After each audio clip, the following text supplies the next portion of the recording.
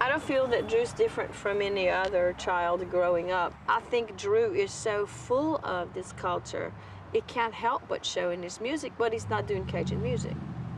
He's not doing anything that falls into any category.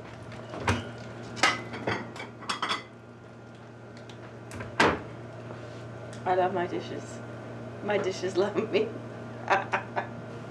She gets up early, and I'm a fucking 31-year-old lazy motherfucker who needs his beauty rest.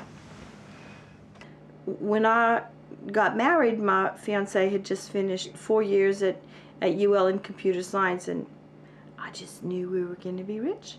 And I think if we had stayed together, we would have been. I wasn't choosing poverty, it just kind of came. There was illness, there was divorce.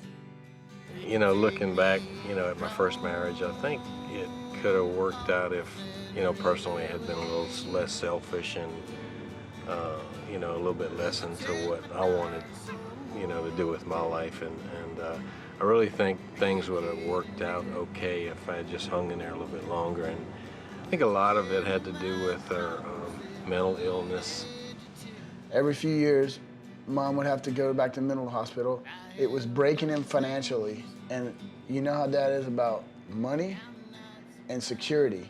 And I think security is also like a stable wife.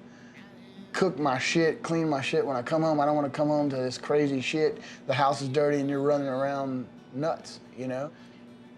And I guess selfishly, I just thought, well, hey, I can take this wife, you know, put her aside and put this one in here, and, you know, life goes on happily ever after. And it just didn't work that way, and it was rough on everybody.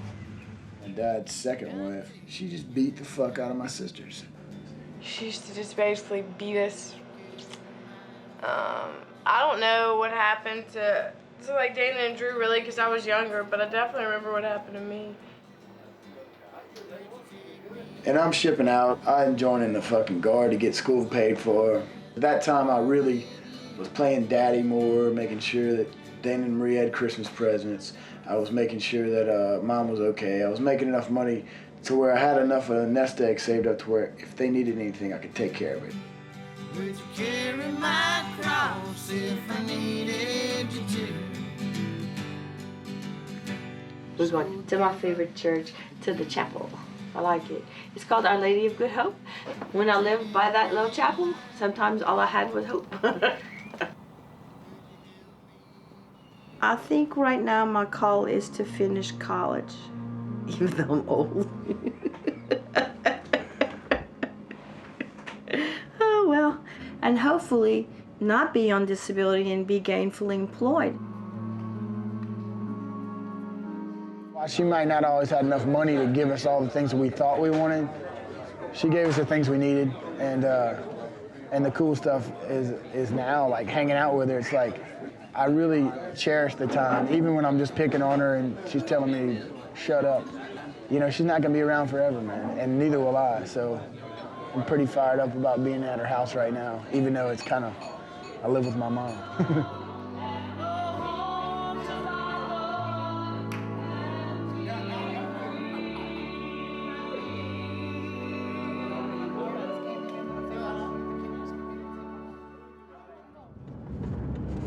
So basically, this is where they sell crack. This is my old neighborhood.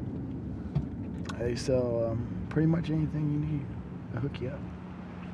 This piece of land we're on right now is the rinky-dink dance hall, and we went to school on the GI Bill, so I had some money and I decided to open it. Basically in my old neighborhood, which pretty much scared all the fucking rich white people away, I guess. And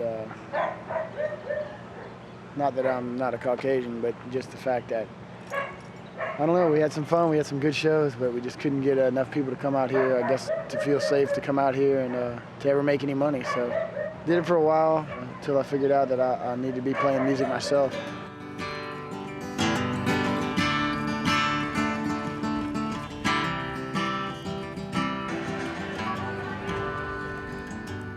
Pissed off politician, always busy pointing fingers, while the troops and all our money is overseas. So basically, I was set to start recording, hopefully gonna get this 3-disc set done, but once a hurricane hit, you know, actually both storms, the only thing that was really important to me was the songs I had been writing about Louisiana. I think at the end of the day, all I really want to do is try to help people in my state, and I know the best way I can do that is by just writing my songs. Lives to save, more dead left to bury, and another storm's just days from making land. When you look back on the moment and remember days gone by, and maybe next time all the old, sick, and poor won't have to die. Everybody wants credit, and nobody wants to blame for those floating down the Mississippi to the Pontchartrain.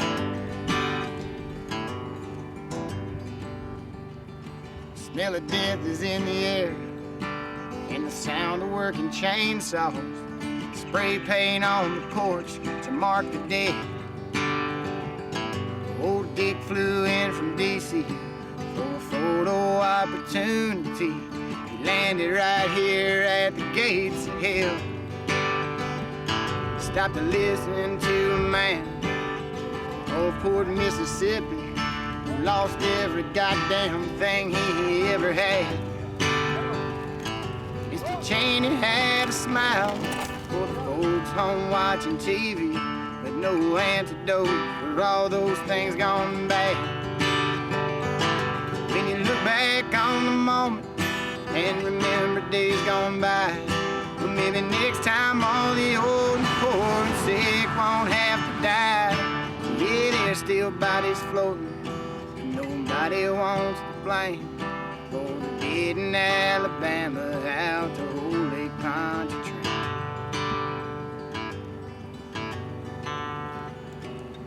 I bet Halliburton gonna wind up with the contract, feeding off the sick and poor and dead. I couldn't find a job because of Hurricane Katrina. They give all our jobs to the victims, to the refugees of Hurricane Katrina. Now that we have Rita, there's no jobs for us. You know, what are we gonna do? We can't draw unemployment now. We try.